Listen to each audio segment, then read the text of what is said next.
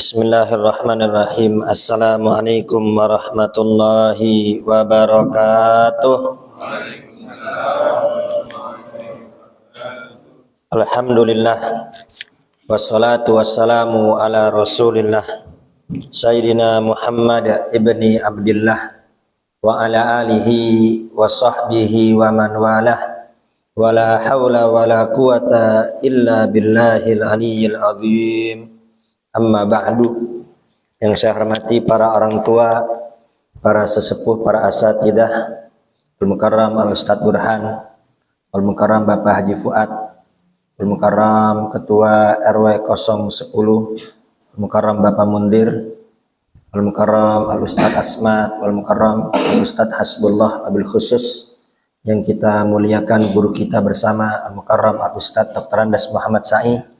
Kita doakan guru kita, semoga Allah panjangkan umurnya, Allah sehatkan badannya, Allah kabulkan segala hajat-hajatnya. Dan kita semua yang hadir di masjid ini, semoga kita semua mendapat ridho Allah, mendapat rahmat Allah. Allah ampuni segala dosa-dosa kita, baik yang besar maupun yang kecil, yang disengaja maupun yang tidak disengaja. Semoga diampuni oleh Allah, diganti kesalahan-kesalahan kita dengan kebaikan. Semoga dengan bertambahnya usia, bertambah dekat kita dengan Allah, bertambah semangat dalam ibadah, bertambah khusyuk dalam sholat, dalam berzikir, bertambah semangat dalam membaca Al-Quran, beristighfar, bersalawat kepada Nabi besar Muhammad Sallallahu Alaihi Wasallam. Semakin jauh daripada dosa dan maksiat, semakin bagus hubungan terhadap sesama manusia, dan semakin bersih hati kita dari sifat iri, dengki, hasud, sombong, dan lain sebagainya. Dan kita minta kepada Allah, semoga dengan keberkahan majelis ilmu, segala hajat-hajat kita, segala harapan-harapan kita, segala cita-cita kita, semoga dikabulkan oleh Allah Subhanahu wa Ta'ala. Segala keinginan dan harapan yang belum tercapai, semoga dipercepat oleh Allah Subhanahu wa Ta'ala pengabulannya. Yang sakit di antara kita, semoga diangkat segala penyakitnya. Yang sudah wafat di antara jamaah kita, semoga diterima amal solehnya, diampuni dosa-dosanya, diterangi kuburnya, dijadikan raudhah min riyadil jannah. Dan kita minta kepada Allah, semoga putra-putri kita dijadikan putra-putri yang saleh wassalehah, menjadi orang yang berilmu, menjadi ahlus sujud, menjadi ahlul ibadah, menjadi orang-orang yang takut kepada Allah, menjadi anak-anak yang membanggakan kita semua, baik di dunia maupun di akhirat. Yang punya hutang di antara kita, semoga dimudahkan untuk bayar hutang. Allah berikan kita rezeki yang banyak, yang luas, yang berkah, dimudahkan untuk membantu agama, bermanfaat untuk muslimin wa muslimat, dimudahkan untuk haji, umrah, ziarah makam Nabi besar Muhammad Sallallahu Alaihi Wasallam. Dan semoga duduknya kita pada malam ini dicatat oleh Allah sebagai amal soleh yang memudahkan kita untuk masuk ke dalam surganya Allah. Amin, Allahumma amin. Sebelum kita mulai taklim kita, terlebih dahulu kita baca Al-Fatihah untuk muallif kitab dan untuk guru-guru kita yang sudah mendahului kita. Al-Fatihah Ruhi Al-Imam Ibnu Hajar Al-Asqalani, Said Alwi bin Abbas Al-Maliki, Syekh Sulaiman An-Nuri, Bib Saleh bin Muhsin Al-Hamid, Bib Ukar Gersik, wa Syekh Ukar Salim, Syekh Abdul Qadir Al-Jalani, Bib Ahmad bin Hasan Fatak, Bib Muhammad bin Ahmad bin Hasan Fatak, Biruhin Al-Bihan Nagi bin Syekh Ukar Salim, wa Kaji Hashim Asyari, Kaji Khalil Al-Bankalani, wa Kaji As'ad Samsul Arim, wa Kaji Nur Ali, wa Kaji Ihsan Jampes, wa Kaji Nur Ali, wa Bah Maimun Zubair, wa Kaji Syafi Hadami Jami' Awliya wa Raqtab wal Amjad wa Latat Saribatil Salihin, wa jamil awliya fi hadal balad jami'il masyayikh ya annallaha yaj'alna minal muttaqin ats-tsabitin al-qadimin qawim fi suhbatir rasul karim dukhina fi hizbi ahlillahi muflin ibn bisyifa'il ajil bisamilana khasa wa ikhwan mu'mina majalil radin al-mardin al-hadin al-mahdin wa nuthabbit qulubana wa alsitana la dzikrihi wa mahabbati wa islihna al-ahwal taqabbil minna al-a'mal kamil arwahi abaina ummahatina jaddatina usal al-muassis hadal masjid al-marhum Haji Min Haji Dogal wal marhumah Ajamin binti Haji Jami wal marhum Ayahram bin marhum Abi Amir bin Abi wal marhum Bapak Haji Amir bin Haji Zain wal marhum Haji Sarif wal marhum Bapak Sahrani wal marhum Abi Harukib Jami ila hadratin Nabi Muhammadin sallallahu alaihi wasallam. Fatihah. A'udzubillahi minasyaitonir rajim. Bismillahirrahmanirrahim. Alhamdulillahirabbil alamin arrahmanir rahim maliki yaumiddin iyyaka na'budu wa iyyaka nasta'in ihdinas siratal mustaqim siratal ladzina an'amta 'alaihim ghairil maghdubi 'alaihim waladdallin amin. Pada pelajaran yang lalu kita sudah membahas mengenai sholat witir, yang mana barang siapa yang dikhawatirkan takut di tengah malam nggak bangun atau khawatir sebelum subuh nggak bangun, maka hendaknya witir sebelum tidur atau habis isya langsung sholat witir. Namun barang siapa yang punya keyakinan dan kebiasaan di tengah malam bangun, sebelum subuh bangun, maka bagusnya witirnya itu di akhir. Kenapa? Karena itu waktu yang paling afdol. Waktu Allah Subhanahu wa Ta'ala menurunkan rahmatnya, menurunkan keberkahannya, menurunkan ampunannya, menawarkan kepada hamba-hambanya, siapa yang punya hajat, siapa yang mau taubat, siapa yang minta ampun, itu ditawarkan setiap sepertiga malam terakhir. Yanzilu Rabbuna ila sama'id dunya hina yabqa thuluthul lail akhir. Allah Subhanahu wa Ta'ala yanzil, turun. Ini jangan diartikan secara zahir. Allah Subhanahu wa Ta'ala turun ke langit dunia setiap sepertiga malam terakhir. Ini kalau diartikan turun, maka ini nggak naik-naik. Kenapa? Karena yang namanya malam terus-menerus berputar. Ya. Sekarang di Indonesia malam. Ya, di daerah lain ada yang sore, ada yang siang, ada yang pagi, bahkan ada daerah yang malamnya cuma sebentar, malam cuma 2 jam, 3 jam, selebihnya sih siang. Ini kalau diartikan Allah turun, ini nggak naik-naik, ya. Dan bumi ini bulat, turunnya dari mana?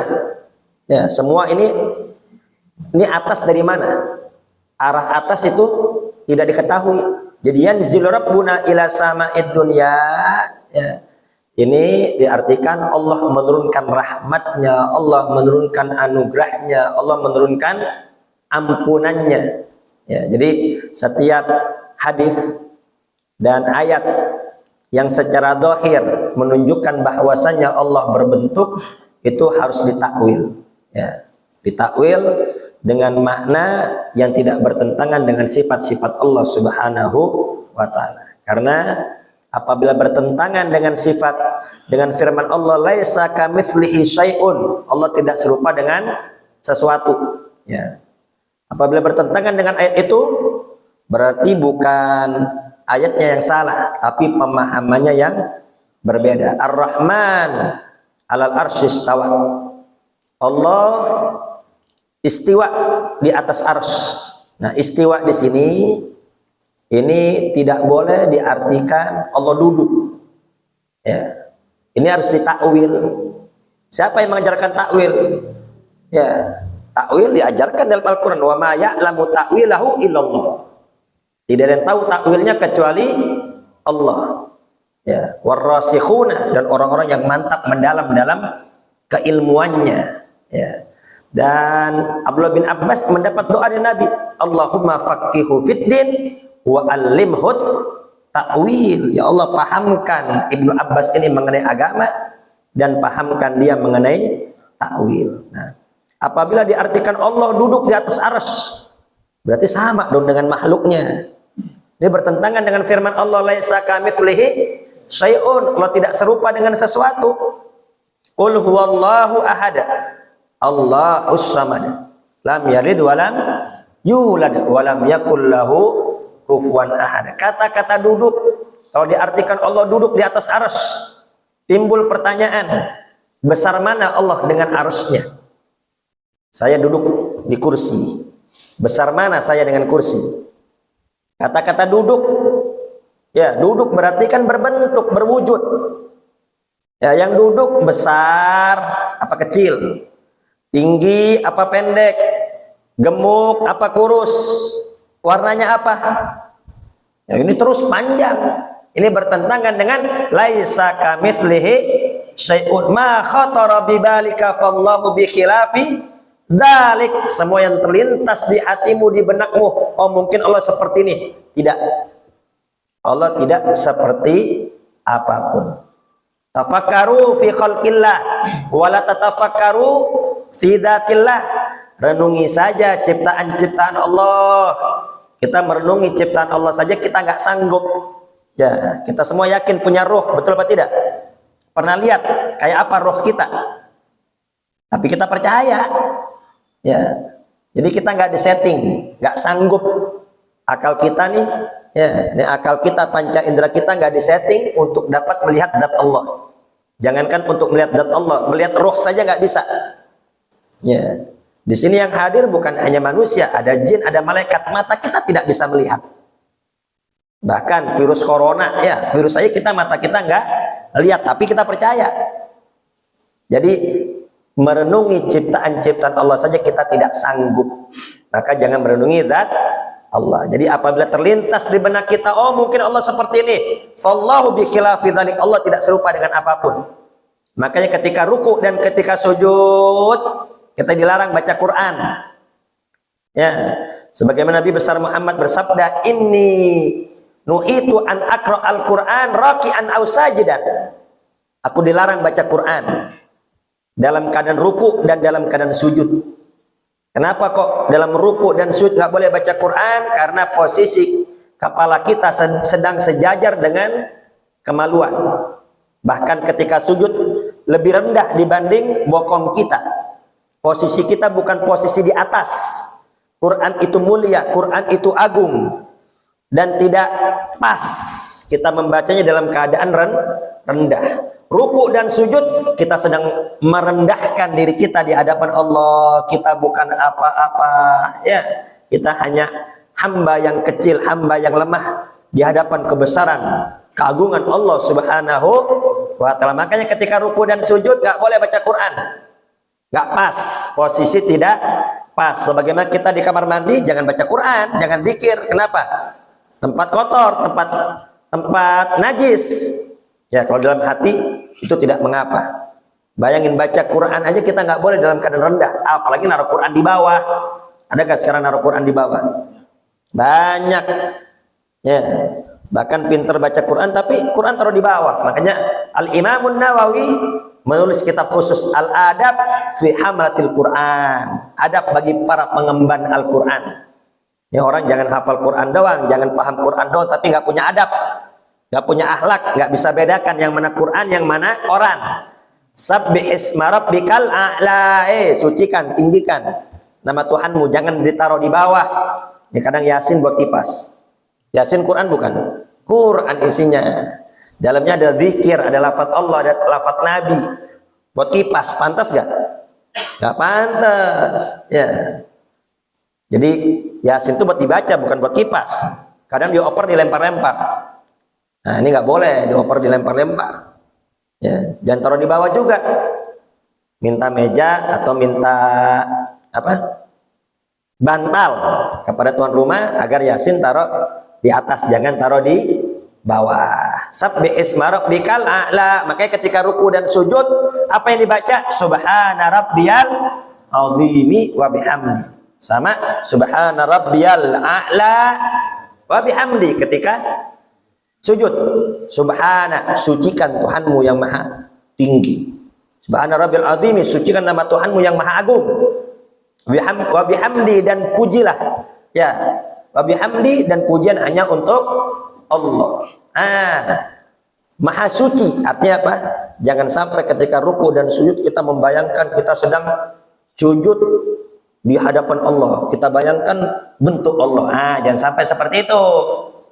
Ya, ini barang siapa yang sholat sambil membayangkan dia sujud di hadapan Allah yang bentuknya dibuat oleh pikiran dia. Itu berarti dia bukan nyembah Allah tapi dia nyembah berhala yang dibentuk oleh pikiran dia. Memang dia nggak nyembah patung secara zahir, tapi dia udah membuat patung yang dibuat oleh pikiran dia. Sucikan. Ma khatara bi balik fallahu bi khilafi dzalik. Semua yang terlintas di benakmu, Allah tidak seperti itu. Nah, kata-kata Ar-Rahman alal arsy istawa jangan diartikan Allah duduk. Ya. Nanti kalau diartikan Allah duduk di arsy, Allah bertempat di arsy. Sebelum adanya arsy, tempat Allah di mana? Kan tadinya semua tidak ada. Yang ada hanya Allah. Berarti semua tidak ada sebelum ada arsy, Allah di mana? Kemudian nanti ya di hari akhir semua binasa. Semua binasa. Kalau semua binasa, harus binasa, Allah tempatnya di mana? Jadi Allah Maha ada tanpa butuh tempat. Ya. Jadi nggak boleh diartikan Allah duduk. Jadi arsy itu ayat ini Allah sedang berbicara mengenai kebesaran Allah. Allah sedang berbicara mengenai kekuasaan Allah. Ya, ini bumi kalau dibandingkan arsy bagaikan butiran pasir di pantai. Pantainya itu arsy, ya bumi ini bagaikan butiran pasir. Nggak ada apa-apanya ini. Ya, alhamdulillahirabbil alamin. Segala puji bagi Allah yang mengatur alam semesta. Ars, matahari, bulan, langit, bintang-bintang, semua yang ngatur Allah. Kalau yang besar-besar aja mudah bagi Allah mengaturnya, apalagi cuman ngatur urusan kita doang. Ya, urusan kita nih, kita hamba yang kecil. Ya, urusan kita berat bagi kita, bagi Allah mudah. Masalah kita besar bagi kita, bagi Allah kecil. Serahkan kepada Allah. Makanya orang yang sholat, insya Allah hatinya tenang, hatinya tentram. Kenapa? Karena dia yakin udah punya Allah, zat yang maha mengatur semua urusan. Jadi Ar-Rahman 'alal 'arsy istawa, Allah sedang berbicara mengenai betapa besarnya Allah, betapa kuasanya Allah, bukan bicara tempat. Terus juga nggak bisa diartikan kullu syai'in halikun illa wajhahu, segala sesuatu akan binasa kecuali wajah Allah. Ini kalau diartikan wajah secara zahir, berarti badan Allah hancur, tangannya hancur, kakinya hancur, yang tersisa hanya wajah. Nah, ini bertentangan dengan laisa kamitslihi syai'un. Jadi nggak bisa diartikan wajah, tapi diartikan apa? Zat Allah. Semua binasa, yang tersisa hanya zat Allah. Ya, jadi semua nanti binasa, yang tersisa hanya zat Allah. Dan ada juga ciptaan-ciptaan Allah yang dikekalkan oleh Allah, bukan kekal dengan sendirinya, tapi dikekalkan oleh Allah. Apa? Surga, neraka itu kekal, ya, tapi dikekalkan oleh Allah. Baik, kemudian juga yadullah fauqa aidihim, tangan Allah di atas tangan-tangan mereka. Ini nggak bisa diartikan Allah tangan Allah. Ya, kalau diartikan tangan Allah, timbul pertanyaan, tangannya besar apa kecil? Warnanya seperti apa, berbulu atau tidak, bagaimana bentuknya, dan seterusnya dan seterusnya. Ini bertentangan dengan laisa kamitslihi syai'un, tidak serupa dengan sesuatu. Kembali ke tadi, ya, yanzil rabbuna ila sama'id dunya hina yabqa thuluthul lail akhir. Setiap sepertiga malam terakhir, malam dibagi 3, berarti sekitar jam 3 setengah 4. Jam 3 setengah 4 tuh malam yang paling afdol, waktu yang paling afdol. Allah menurunkan rahmatnya, ampunannya kepada orang-orang yang mendekatkan diri kepada Allah Subhanahu wa ta'ala. Jadi yang punya keyakinan, kebiasaan bangun tengah malam, bangun sebelum subuh, afdolnya witirnya nanti sebelum subuh. Kenapa? Karena itu waktu yang paling afdol. Dan juga ya, di waktu itu tashaduha malaikatul lail wa malaikatun nahar. Itu malaikat malam dan malaikat siang, malaikat yang shift malam dan malaikat shift siang itu berjumpa, bertemu di waktu itu, nunggu adzan subuh. Jadi malaikat yang shift malam, yang dari maghrib sampai subuh itu berkumpul, ya malaikat yang dari subuh sampai maghrib juga berkumpul di waktu itu. Nah, ini malaikat-malaikat menyaksikan orang-orang yang ibadah di sepertiga malam terakhir. Makanya itu menjadi waktu yang paling afdol. Semoga Allah Subhanahu wa taala memberikan taufik hidayah kepada kita semua. Amin Allahumma.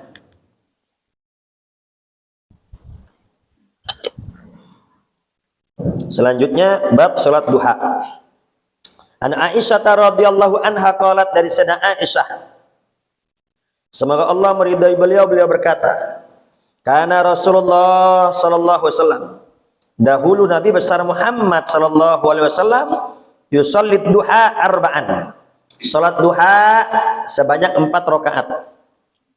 Au yazida, masya Allah, ya, bahkan Nabi besar Muhammad terkadang salat lebih daripada 4 rakaat, ya, min sittin, terkadang 6 rakaat, atau thamanin, terkadang 8 rakaat. Wa aktsaruha itsnatai asrota rakaatan, paling banyak duha 12 rakaat. Wa afdaluha 8 rakaat, ya, jadi paling sedikit 2, 6 boleh, 4 boleh, 6 boleh, 8 boleh, 10 Boleh paling banyak 12. Tapi paling afdol 8. Kenapa? Dikarenakan lisihati hadithihi. Hadisnya paling sahih itu 8 rakaat. Jadi riwayat salat duha Nabi yang paling sahih itu hanya sampai 8 rakaat. Tapi yang mau 12 itu silahkan. Ya. Baik. Rawahu Muslim, hadis riwayat Muslim. Walahu anha su'ilat. Hal kana Rasulullah sallallahu alaihi wasallam yusolid duha. Dan ada riwayat lain, Sayyidah Aisyah pernah ditanya, apakah Nabi besar Muhammad sallallahu alaihi wasallam salat duha? Qalat la. Dijawab oleh Sayyidah Aisyah enggak. Illa an yaji'a min magibihi, kecuali apabila beliau datang dari perjalanan. Apabila beliau datang dari safar. Ini ayat seakan-akan menafikan bahwasanya Nabi besar Muhammad tidak sholat duha. Ya, riwayat Sayyidah Aisyah yang di atas itu menunjukkan bahwasanya Nabi besar Muhammad sholat duha. Kadang 4, kadang lebih. Ya, riwayat yang kedua, ketika ditanya, ya Aisyah, apakah Nabi besar Muhammad sholat duha? Enggak. Kecuali kalau datang dari perjalanan. Jadi menurut zahir seakan-akan sholat duha ini hanya sunnah ketika kita datang dari safar, ketika datang dari perjalanan. Ada riwayat yang ketiga, walahu anha, dari Sayyidah Aisyah juga, ma ra'aitu Rasulullah sallallahu alaihi wasallam yusolli qattu subhatat duha. Aku tidak pernah sama sekali melihat, aku sama sekali tidak pernah melihat Nabi besar Muhammad sholat duha. Kata Sayyidah Aisyah, aku sama sekali tidak pernah melihat Nabi besar Muhammad sholat duha. Wa anni la usabbihuha, tapi aku sholat duha. Aku sama sekali nggak pernah melihat Nabi besar Muhammad sholat duha, tapi aku sholat duha. Intinya, ini hadis-hadis riwayat Sayyidah Aisyah, ada yang menunjukkan Nabi besar Muhammad sholat duha, dan ada juga yang menunjukkan Nabi besar Muhammad tidak sholat duha. Nah, maksudnya apa? Al-makna al-ijmali, makna secara global, min mahasil Islam, dan diantara bagusnya ajaran Islam, anja'ala likulli waqtin wadhifatun min wadhaifil ibadah. Ya, jadi diantara bagusnya syariat Islam, ajaran Islam, setiap waktu ya itu ditentukan. Ya, setiap waktu tuh ada waktu-waktu ibadah. Jadi waktu ibadah, waktu mendekatkan diri kepada Allah itu ditentukan waktunya. Ada yang subuh, ada yang pagi, ya, ada yang siang, ada yang sore, ada yang malam. Di antara bagusnya syariat Islam itu semua ditentukan waktunya. Wajibatan kanat au masnunatan. Ada yang ibadahnya wajib, ada yang ibadahnya sunnah. Ya, kalau Allah nggak butuh sama ibadah kita, Allah nggak butuh sama sholat kita. Seandainya semua seisi dunia nggak sholat, Allah rugi apa tidak? Tidak. Seandainya semua seisi dunia ibadah sholat, Allah untung apa tidak? Tidak. Jadi ibadah kita tidak menguntungkan Allah dan maksiat kita tidak merugikan Allah. Tapi itu semua kembali kepada kita. Kalau kita ibadah yang untung kita, kalau kita tidak ibadah yang rugi kita. Allah tidak butuh sama ibadah kita. Tapi dikarenakan begitu rahmatnya Allah, begitu kasih sayangnya Allah, ya Allah nggak butuh. Tapi ini kita nih manusia, kalau kita nggak ada ibadah, ini kita hancur. Ini nggak ada sholat, ini kita stres pasti. Ini kalau nggak ada zikir, nggak ada sholat, nggak ada ibadah, stres kita.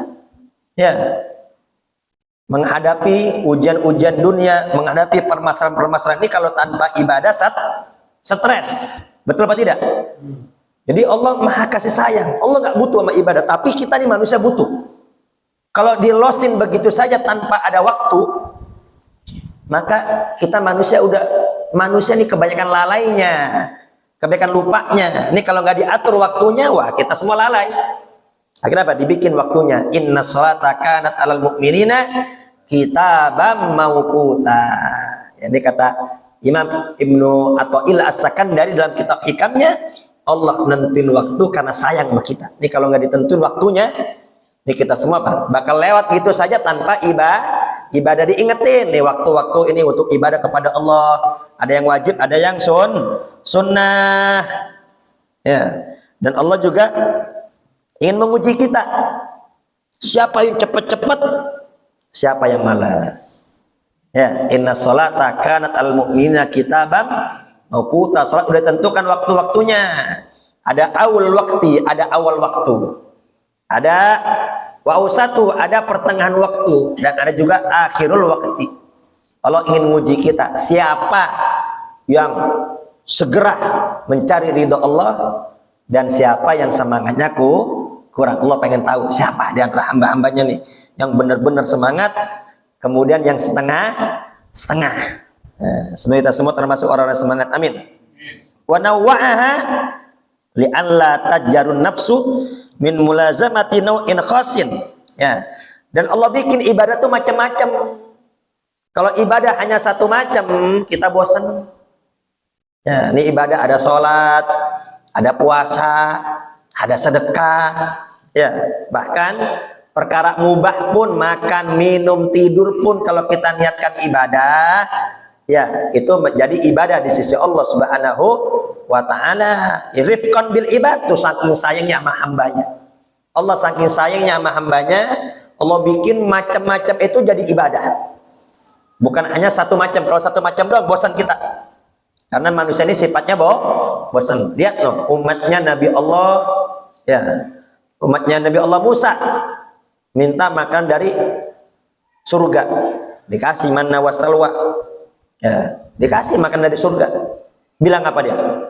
Bosan. Bayangin, dikasih makan dari surga bilang bosan. Manusia begitu, punya sifat bosan.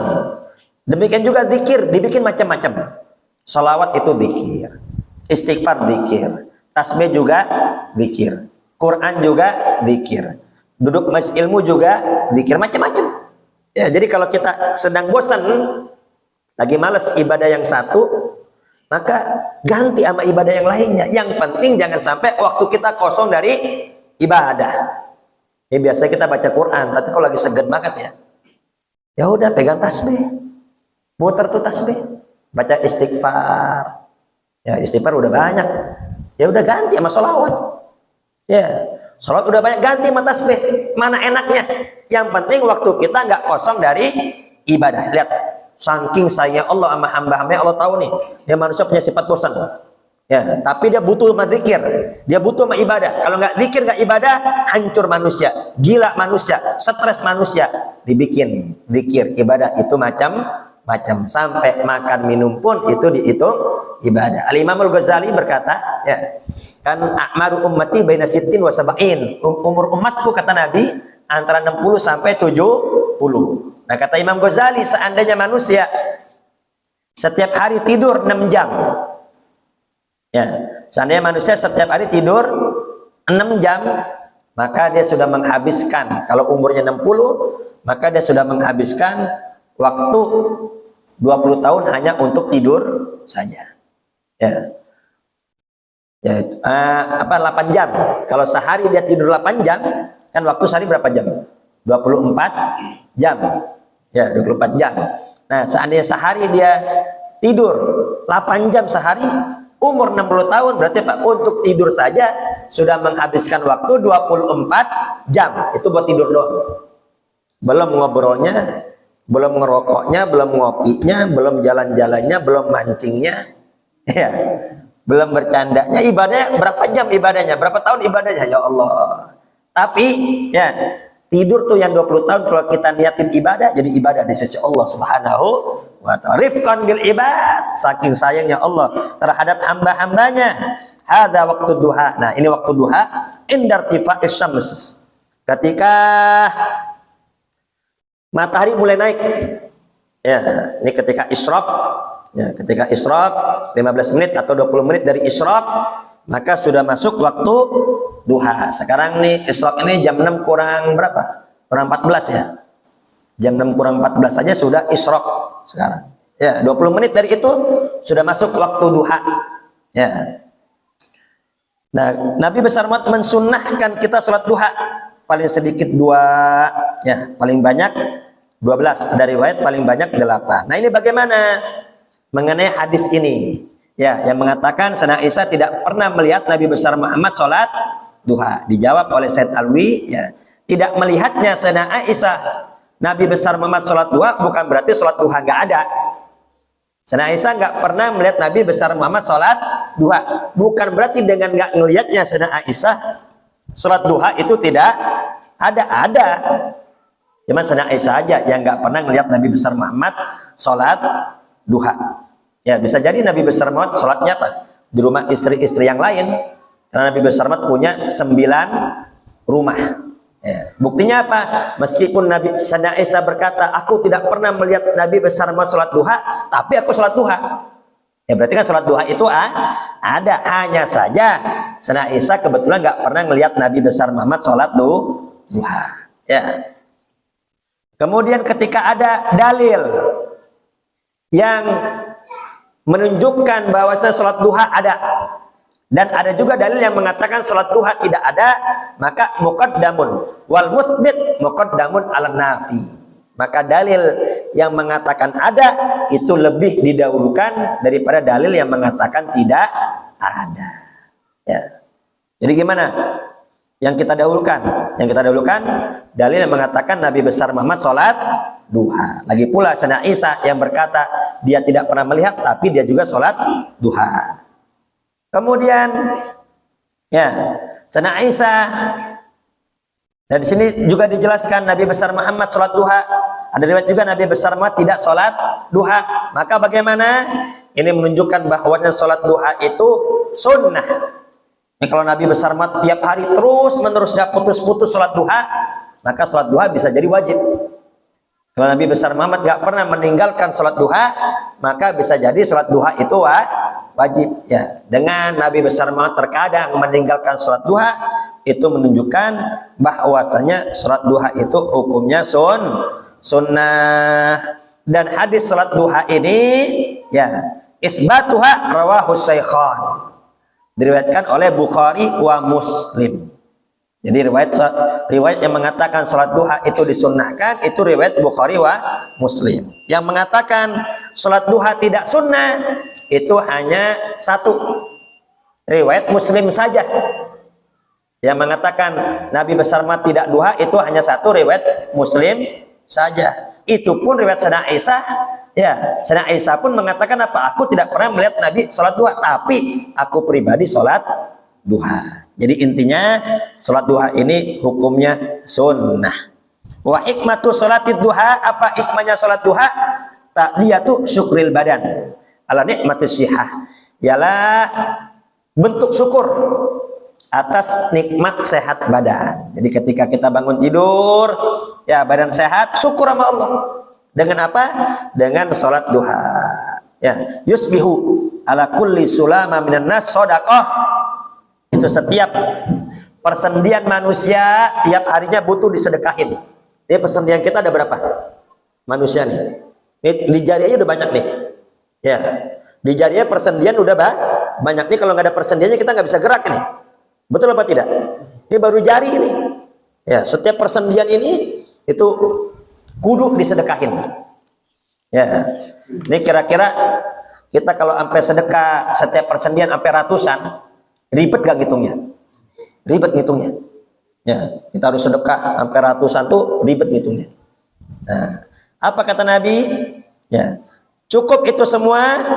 Ya, wa yaqumu maqama dzalika rak'atani yarka'uhuma minad duha. Cukup udah dianggap mensyukuri semua nikmat persendian dengan sholat 2 rakaat duha. Ini ibarat lampu, ini tiap bulan kan bayar listrik. Ya, tuh kalau matahari berapa watt tuh? Itu kalau kudu bayar listrik kita berapa itu? Nah, sama nih, ini semua jasad kita nih, ya bayar pajak. Bayar pajaknya bukan dengan uang. Dikasih sehat, syukur sama Allah. Dengan apa? Dengan sholat duha. Ya, semoga kita semua diberikan sehat walafiat hingga akhir hayat sholat dalam keadaan berdiri. Nabi besar Muhammad bersabda, man hafadha ala suf'atid duha ghufirat dunubuhu wa in kanat mithla zabil bahri. Barang siapa yang rajin istiqomah salat duha, maka diampuni dosa-dosanya, meskipun dosanya sebanyak buih di lautan. Buih di lautan itu Pak, busa-busa tuh, gelembung-gelembung. Ya, gelembung-gelembung di pinggiran pantai itu buih. Ya, ada berapa tuh buih? Nggak bisa dihitung. Nah, dosa kita banyak apa sedikit? Dari kita balik sampai sekarang, ya Allah, dosa mata, dosa telinga, ya, dosa lisan, dosa tangan, dosa kaki. Nggak usah dihitung dari balik dah. Ya, dari bangun tidur sampai sekarang. Dari bangun tidur nih sampai sekarang udah berapa dosa kita? Ya Allah, banyak dosa kita, ya Allah. Ya.